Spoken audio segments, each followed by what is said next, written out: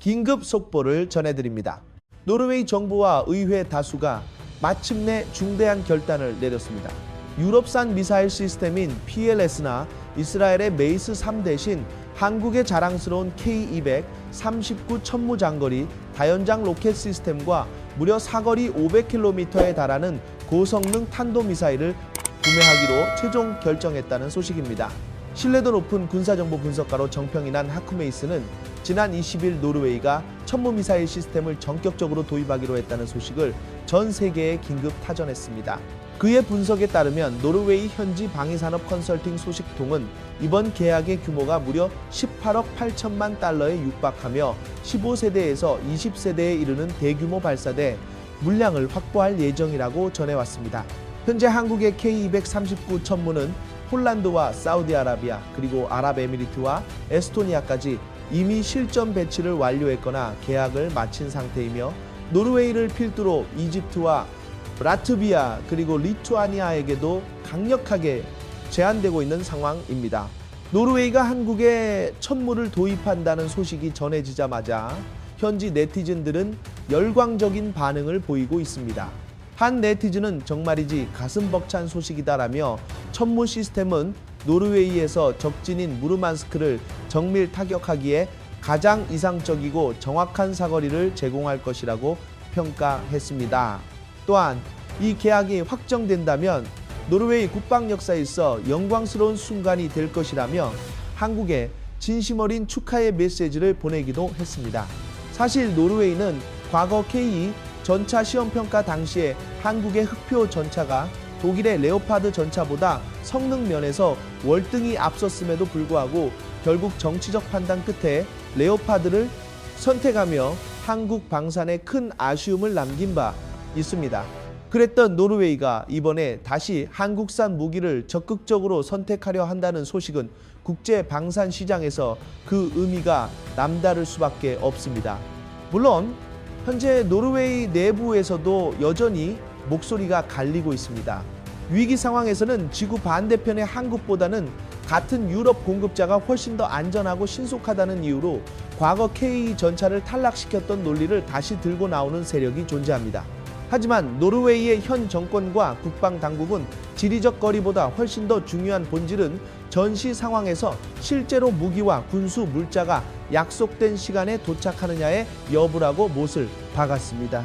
노르웨이 최대 정당의 대표인 아릴드 헤르스타드는 현지 언론과의 인터뷰에서 노르웨이가 제2차 세계대전 이후 그 어느 때보다 엄중하고 위험한 안보 상황에 직면해 있다고 경고했습니다. 그는 더 이상 정치적인 게임이나 소모적인 재대결로 인해 국가 방위에 필수적인 역량을 확보하는 일을 미루는 것은 국민에 대한 무책임한 행위라고 강력히 비판했습니다. 그러면서 진정한 억지력은 바로 지금 당장 실질적인 전력으로 발휘되어야 한다고 역설하며 왜 우리가 한국산 무기를 전격적으로 도입해야만 하는지를 명확하게 설명했습니다. 또한 보수당의 실력자인 페테르 프렐리 의원 역시 우크라이나 전쟁의 교훈을 언급하며 장거리 정밀 타격 능력이 현대전에서 생존의 핵심임을 증명했다고 강조했습니다. 그는 바로 이러한 이유 때문에 사거리와 정밀도를 모두 갖춘 K139 천무가 노르웨이군에 반드시 필요하다고 덧붙였습니다. 노르웨이 보수당은 한국이라는 파트너에 대해 전례 없는 신뢰를 보이고 있습니다. 그들이 분석한 한국의 가장 큰 강점은 단순히 무기의 성능이 아니라 대한민국이라는 국가가 직접 나서서 방위산업 수출 전반을 체계적으로 관리하고 있다는 사실입니다. 특히 폴란드라는 실질적인 사례를 통해 그 무시무시하고도 신속한 납품 능력을 전 세계에 똑똑히 증명해 보였다는 점을 높게 샀습니다.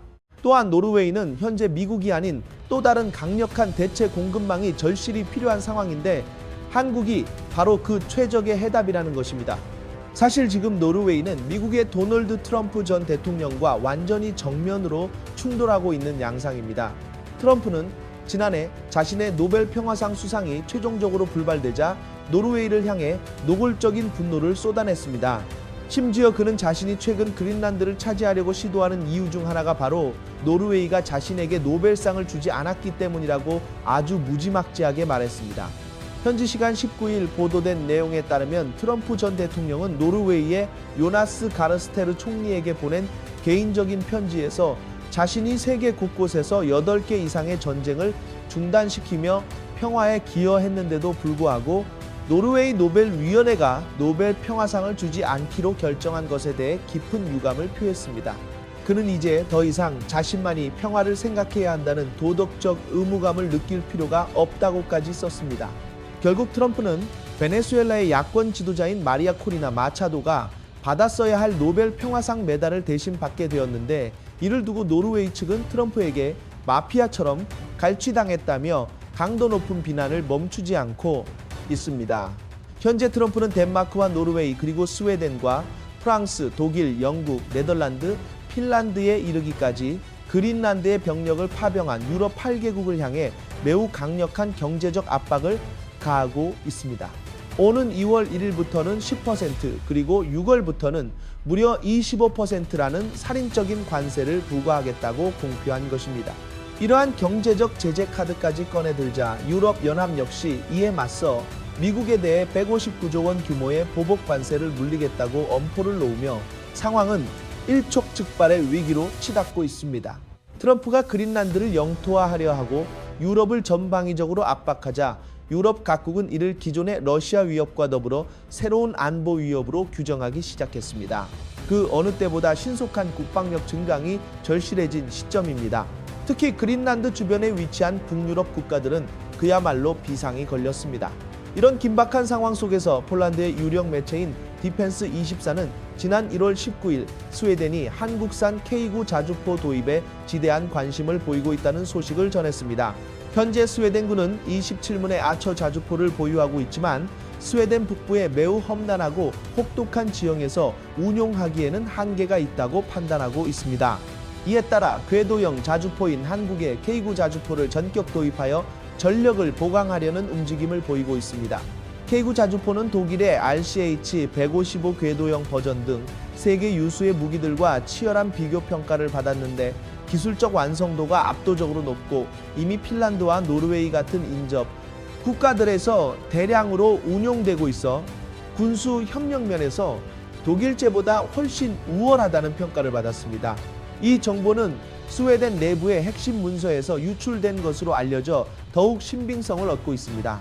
만약 스웨덴까지 K9를 선택한다면 이는 노르웨이와 핀란드, 폴란드, 에스토니아를 잇는 거대한 한국산 무기 벨트가 형성되는 것이며 북유럽 국가들 간의 군사적 결속을 더욱 공고히 하는 역사적인 발걸음이 될 것입니다. 노르웨이가 한국의 천무 시스템을 전격 도입한다는 파격적인 소식이 들려오자 현지 온라인 커뮤니티와 네티즌들 사이에서는 뜨거운 찬사와 함께 한 가지 날카로운 의문이 제기되었습니다. 바로 지금 전 세계에서 한국제 무기를 사겠다고 주문이 끝없이 줄을 잇고 있는데, 과연 한국이 이 엄청난 물량을 감당해낼 수 있을까라는 현실적인 우려 섞인 질문이었습니다. 사실 이것은 단순히 노르웨이인들의 걱정을 넘어 스웨덴이나 다른 유럽 국가들처럼 당장 실전적인 무기 배치가 시급한 국가들이 공통적으로 품고 있는 아주 중대한 의구심이기도 합니다. 심지어 이미 한국의 경이로운 총알 배송을 직접 체험하며 감탄했던 폴란드조차 전 세계적인 수주 열풍 속에 자신들의 물량이 후순위로 밀리지는 않을까 은근히 긴장하고 있다는 소식까지 들려오고 있습니다. 이런 세간의 의구심을 단번에 해소하기 위해 폴란드 내에서 가장 높은 권위와 신뢰도를 자랑하는 군사 전문 매체 디펜스24가 직접 행동에 나섰습니다. 그들은 한국의 방위산업 현장이 실제로 어떤 메커니즘으로 돌아가고 있는지 그 거대한 생산 능력의 실체를 확인하기 위해 취재진을 한국으로 긴급 파견했습니다.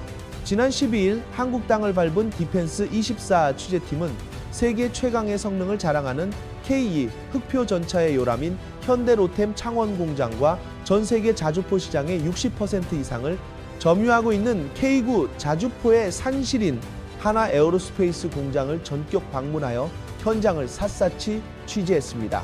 가장 먼저 방문한 K2 전차 생산 라인에서 폴란드 취재진은 벌어지는 입을 다물지 못했습니다. 불과 4개월 전인 2025년 8월에 차기 인도 물량을 주문했는데 공장 내부에는 이미 생산 공정의 막바지에 다다랐거나 당장이라도 전장에 투입될 준비를 마친 40대에서 50대에 이르는 전차들이 위용을 뽐내며 장엄하게 도열해 있었기 때문입니다. 이 전차들은 모두 나토 표준인 짙은 녹색으로 완벽하게 도색되어 있었는데, 이는 곧 이 장비들이 폴란드군을 위해 한치의 오차도 없이 준비되고 있음을 증명하는 확실한 증거였습니다. 취재진은 이 믿기지 않는 제조 속도를 목격하고 폴란드 고객을 향한 한국의 진정성에 큰 감명을 받았다고 전했습니다. 이후 취재팀은 K9 자주포가 쉴 새 없이 쏟아져 나오는 생산 라인으로 자리를 옮겼습니다. 그곳에서는 더욱 흥미롭고 놀라운 광경이 그들을 기다리고 있었습니다. 공장 한편에는 여전히 폴란드 국기와 폴란드어로 된 안내 표지판이 걸려있는 플랫폼이 있었는데, 그 위에는 폴란드가 아닌 또 다른 국가로 수출될 거의 완성된 형태의 곡사포들이 끝도 없이 서 있었습니다. 취재진은 이 차량들이 폴란드용이 아니라는 것을 단번에 알아챘습니다. 폴란드가 도입하지 않은 K10 탄약 운반 장갑차가 생산 라인에 함께 섞여 있었을 뿐만 아니라 차량의 도색 자체가 뜨거운 사막 지형에 최적화된 모래색 위장문이었기 때문입니다. 확인 결과 이 엄청난 물량은 북아프리카의 군사 강국인 이집트를 위해 생산되고 있는 장비들이었습니다. 이집트는 구체적인 도입 수량은 대외비로 붙여졌으나 수백 대 규모의 K9 썬더 자주포를 주문하여 현재 생산이 한창인 상태입니다. 공장 관계자로부터 전해들은 설명은 더욱 충격적이었습니다. 이 장비들을 생산하는 전용 라인만 무려 3개가 불가동 중이며 연간 100대 이상의 자주포를 거뜬히 찍어내는 압도적인 능력을 보유하고 있다는 것이었습니다.